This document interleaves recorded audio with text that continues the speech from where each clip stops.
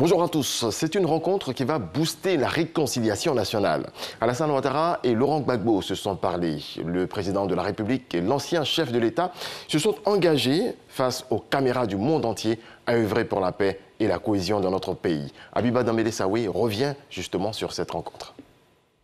Est-ce qu'il y a des questions pour le président Gbagbo? Pas pour moi. Hein? Est-ce qu'il y a des questions? Mais dis donc, ils sont timides là. Bon, il n'y a pas de questions. Merci. Pas de questions. La presse semble tétanisée. Tant l'instant est magique et tant cette rencontre semblait impossible. Personne n'a voulu briser ce rêve, celui de voir ces deux poids lourds de la politique ivoirienne, main dans la main, souriants, affables et dans la convivialité. Des retrouvailles entre deux leaders, deux frères, qui ont tant souffert avec leurs partisans, avec le peuple. 10 ans ont passé, une longue décennie de ressentiment, de douleur, de déchirure. Un long processus de réconciliation qui porte peu à peu ses fruits, qui se consolide avec ses chaleureuses et fraternelles retrouvailles au palais de la présidence de la République. Le symbole est parlant. Laurent Gbagbo et son aîné Alassane Ouattara veulent avancer, faire avancer leur chère Côte d'Ivoire. Laurent Gbagbo plaide pour la libération des prisonniers de la crise post-électorale. Après cette rencontre historique, la politique ivoirienne apparaît désormais sous un meilleur jour. On sera présent à l'hémicycle. 9 projets de loi adoptés. Parmi ces textes, le projet de loi portant ratification pour la mise en œuvre de la monnaie unique ECO et le projet de loi portant organisation et fonctionnement de l'Ordre national des médecins de Côte d'Ivoire. Konaté Moussa. 237 députés sur 254 présents à cette plénière. La séance est présidée par Amadou Soumaourou, le président de l'Assemblée nationale. 9 projets de loi sont soumis à examen, au nombre desquels projet de loi autorisant le président de la République à ratifier l'accord de coopération entre les gouvernements des États membres de l'Union monétaire ouest-africaine et le gouvernement de la République française dans le cadre de la mise en œuvre de la monnaie unique dans la région ouest-africaine, ECO, signé le 21 décembre 2019 à Abidjan. À l'analyse du projet de loi pour la mise en place de l'ECO, 102 députés votent pour son adoption, 12 voix contre et 48 abstentions. Nous avons vu que pendant que la CEDEAO, tous les États de la CEDEAO cherchent à avoir une monnaie forte commune, il y a des accords qui sont signés avec une partie des pays de la CEDEAO, comme l'UMOA. Nous avons trouvé qu'il fallait attendre simplement que l'ECO voit le jour avec la CEDEAO. Je ne vois pas pour quelle raison, nous, en Côte d'Ivoire, on serait pressé de ratifier une monnaie qui n'entrerait dont la mise en œuvre ne commencerait qu'en 2027. Donc c'est notre position. Pour nous, nous devons différer la ratification de cette ordonnance-là. Mais comme on est en plénière et que la plénière est souveraine, mais au moins on a fait entendre notre voix. Les États membres de la CEDEAO ont acté le passage d'une monnaie commune au niveau de l'espace à l'horizon 2027. Mais aujourd'hui, il est important que ceux qui partagent en commun le franc CFA puissent s'organiser à aller à ces enjeux de 2027. Donc aujourd'hui, nous, en tant que Côte d'Ivoire, pays membre de l'UEMOA, notre devoir c'était de ratifier cet accord entre les pays membres de l'UEMOA et la France. Je rappelle que la France a aussi ratifié l'accord.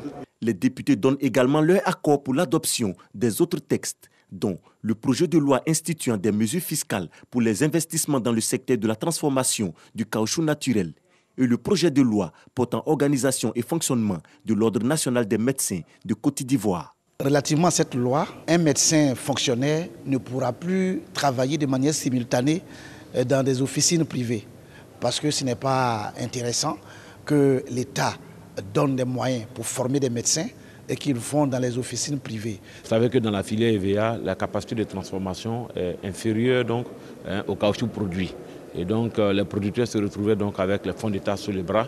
Et donc pour aider donc les usiniers, donc les industriels à augmenter leur capacité, l'État a pris donc cette ordonnance. Cette séance plénière vient ainsi clore le premier programme des travaux parlementaires allant du 15 juin au 27 juillet. Période durant laquelle 14 projets de loi au total ont été examinés par l'Assemblée nationale. La séance est levée.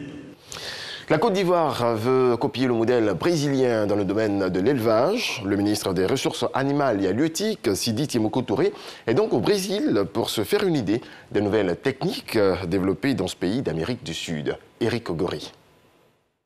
Aucun répit pour Sidi Touré et sa délégation qui parcourt le Brésil avicole et piscicole pour passer au peigne fin les avancées technologiques enregistrées et pour comprendre aussi son fonctionnement, sans oublier l'élevage de bovins dans ses moindres détails. Ici, le ministre ivoirien accorde une interview à une chaîne de télévision brésilienne pour donner les motifs de sa présence. Des visites de ranch, il y en a eu jusqu'au partenariat avec de grands groupes. Les organisations Mario Franco ont été fondées il y a 90 ans avec certains de ses amis qui sont partis en Inde pour importer du bétail de l'Inde et ils ont amélioré la qualité de ces bétails et mis à la disposition de la recherche brésilienne et également des éleveurs brésiliens. Aujourd'hui, les organisations Mario sont une entreprise très forte qui partage tout son savoir-faire avec l'association brésilienne des éleveurs des zébus, des entreprises étatiques comme Embrapa. Le ministre des Ressources animales et halieutiques peut se réjouir de ce voyage fructueux. L'expérience brésilienne est connue à travers le monde. Les techniciens, nous en avons certains qui ont déjà été formés à cette école brésilienne. Maintenant, il s'agit maintenant pour le gouvernement d'en faire une priorité au niveau national. Et le cap a été donné par M. le Premier ministre Patrick Achi. C'est ce qui justifie d'ailleurs, sur son autorisation, que nous soyons là pour que le signal politique soit donné et que, du point de vue gouvernemental, de façon bilatérale, nos deux pays puissent prendre des engagements forts. C'est la tête haute que Sidi Touré va regagner la Côte d'Ivoire dans les prochains jours, après s'être véritablement rendu au fin fond du Brésil dans sa version animale et halietique. En 2023, à Issia, l'eau potable va couler dans les robinets sans interruption. C'est le ministre de l'Hydraulique qui fait l'annonce. Laurent Tchagba a procédé à l'inauguration de la nouvelle unité de production d'eau potable à Issia. Léon Brou nous en parle. 2000 mètres cubes d'eau potable de plus par jour à Issia et le déficit de 70% tombe à 30% grâce à cette nouvelle unité de production de 767 millions de francs CFA, ici inaugurée par le ministre de l'Hydraulique et de la promotion de la jeunesse. Une amélioration de l'approvisionnement de la ville en eau potable, pourtant pas encore ressentie dans les nouveaux quartiers d'Issia. Jusqu'à présent, nous avons été obligés d'aller en ville pour pouvoir avoir de l'eau potable. On peut déposer encore 10 000, 12 000. Donc on pouvait utiliser de l'eau de pluie. Tout ça parce qu'il n'y a pas de canalisation publique. Voici les coups de perle salvateurs des nouveaux quartiers d'Issia. Il lance l'extension du réseau d'adduction d'eau potable de 20 km pour desservir 3000 nouveaux ménages. Soulagement des populations. C'est plus de 8 quartiers qui n'étaient pas encore canalisés, qui vont maintenant recevoir de l'eau dans leur ménage au quotidien. Il n'y a pas de bien qui soit fondamentalement au-dessus de l'eau. L'eau, source de vie. Tout donateur d'eau est un envoyé de Dieu. C'est que le calvaire de l'accès à l'eau potable qui dure depuis 1954 ou 1974, selon les générations, va prendre fin en 2023, ainsi que l'annonce le ministre de l'Hydraulique. Seront échus les travaux d'extension du réseau d'eau d'Issia et ceux pour le renforcement de l'approvisionnement de la ville de Daloa en eau potable à partir du barrage de Bio. Nous allons prendre de l'eau au barrage de Bio. En cours de route pour Daloa, nous allons servir de l'eau à Issia pour combler le déficit de 30%. Et en ce moment, les populations seront épargnées des corvées d'eau jusqu'en 2040. C'est pourquoi je veux exprimer au nom de l'ensemble des parents ici de l'ensemble des élus et cadres. Notre profonde gratitude au président de la République, son Excellence M. Alassane Ouattara, pour l'attention particulière accordée à l'amélioration des conditions de vie de nos populations. L'extension du réseau d'eau de la ville porte à 1,27 milliard et à 27 milliards de francs CFA les investissements de l'État, respectivement à Issia et dans le Haut-Sassandra, dans le cadre du programme Eau pour tous. C'est parti pour la deuxième édition du festival Wobélé de Tafiré, un festival qui vise à promouvoir et à valoriser les danses traditionnelles de la culture tagbana et de la région. La fête va allier cette année sport et culture. C'est ce que nous apprend Issaïo. Danse Nambourou et des Sita. C'est dans cette ambiance festive que la deuxième édition du festival Wobélé de Tafiré est lancée à l'hôtel du district au plateau. Cadres et l'ensemble des forces vives de la commune mettent à profit cette rencontre culturelle pour valoriser les us et coutumes de la région du Hambol. L'engouement que nous avons vu, l'enthousiasme que nous avons vu pour la première édition, on est rassuré, on est sûr que nos populations adhèrent massivement à ce projet, à ce festival. L'année passée, nous avons estimé à 10 000 festivaliers. Cette année, on pense que 12 000, 13 000, c'est pas mauvais. Beaucoup de danses traditionnelles sont en voie de disparition. Le festival est une occasion pour les remettre en scène, selon le maire. Nous avons connu des pratiques culturelles qui n'existent plus.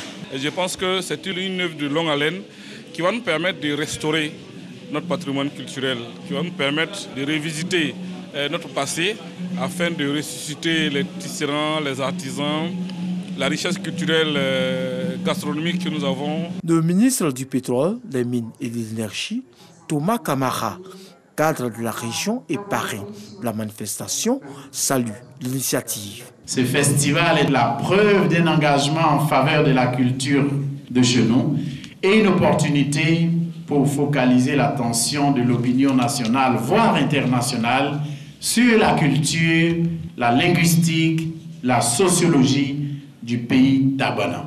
Cette deuxième édition du festival Wobélé, prévue du 26 au 28 août 2021, sera aussi une occasion pour les fils et filles de Tafiré, Badika et Nédieka de parler du développement de leurs différentes sous-préfectures. Le sport sera également présent au cours de ces festivités. Et on reste dans le sport. 20 athlètes, dont 14 Africains, ont été écartés des épreuves d'athlétisme des Jeux Olympiques de Tokyo 2021. 36 heures avant leur début, l'Éthiopie, le Kenya, le Maroc et surtout le Nigeria, avec 10 représentants qui n'ont pas totalement respecté les règles en matière de contrôle antidopage. C'est ce qu'a assuré l'unité et l'intégrité de l'athlétisme. Merci à toutes et à tous de nous avoir suivis. C'est la fin de ce point de l'actualité. Excellente journée à vous.